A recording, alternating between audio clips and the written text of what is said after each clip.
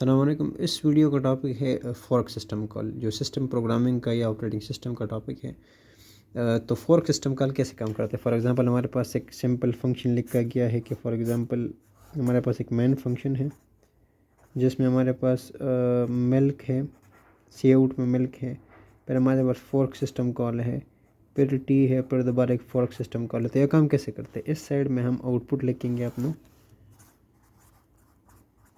तो सबसे पहले जब एग्जीक्यूट ये लाइन होगा हमारे पास मिल्क आउटपुट आ जाएगा।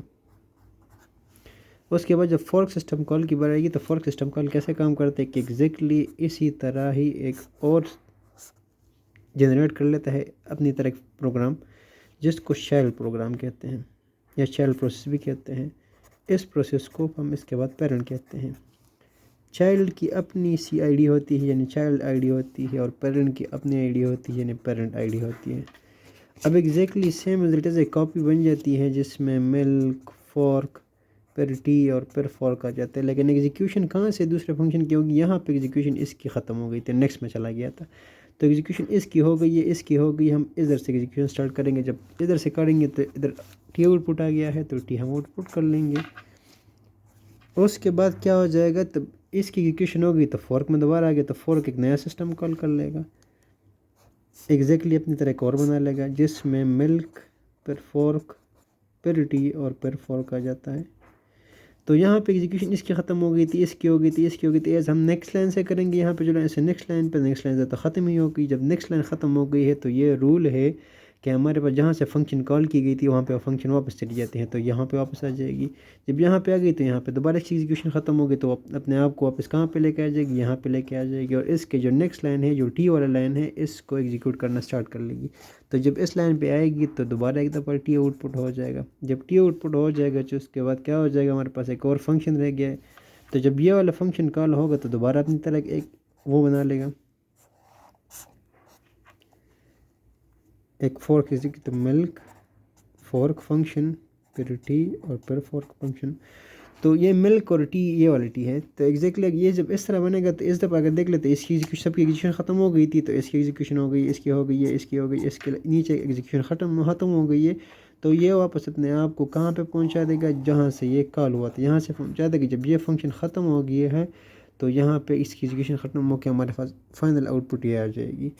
अब अगर इसमें हम देख लें, अक्सर हमने प्रोग्रामिंग में पढ़ा होता है कि इस तरह लिखा होता है कि एफ पी आई डी यानी parent I D is greater than zero, तो हमें पता होता है कि ये हम पेरेंट प्रोसेस में हैं। या अगर एल एफ में लिख लेते हैं कि हमारे पास अगर ये P I D equal to zero है तो हम लिख लेते हैं कि ये चाइल्ड प्रोसेस है या हम चाइल्ड प्रोसेस में काम कर रहे हैं।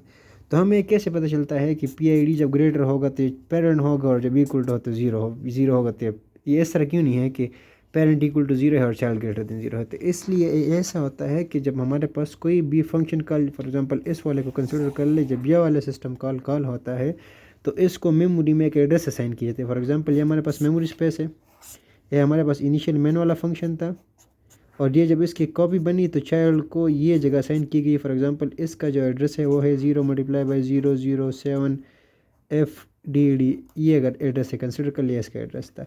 तो एग्जैक्टली इस एड्रेस को उठा के ये पेरेंट जो हमारे पास आईडी है इसको असाइन की जाती है थ्रू सिस्टम। ये सिस्टम का ही प्रोसेस है, सिस्टम खुद करता है। तो PID is equal to address जो चाइल्ड का है उसको असाइन किया जाता है, और फॉर द मीन टाइम जो चाइल्ड को आपका सिस्टम 0 असाइन कर देता है। तो इस केस में अगर देख ले तो इस केस में जो ये चाइल्ड है इसको 0 असाइन किया जाएगा, इस पेरेंट को इसका एड्रेस असाइन किया जाएगा। अब दूसरे केस में इसके भी एड्रेस बनेगा, इस चाइल्ड के सब चाइल्ड के यानी ग्रैंड चाइल्ड का, तो ग्रैंड चाइल्ड का एड्रेस जो होगा वो इसको असाइन किया जाएगा। इस केस में ग्रैंड चाइल्ड इक्वल टू 0 हो जाएगा। तो ये प्रोसेस ऐसे ही चलता रहता है। तो इसलिए चाइल्ड की आईडी हमारे पास 0 होती है और पेरेंट की आईडी हमेशा ग्रेटर देन 0 होती है। और इन केस इसके अलावा कुछ आ गया, लेकिन फॉर एग्जांपल इस तरह आ गया कि PID इज़ लेस देन 0, तो इस केस में हमारे पास नॉर्मली एरर आता है, या तो पेरेंट की तरफ से एरर है या चाइल्ड की तरफ से एरर है।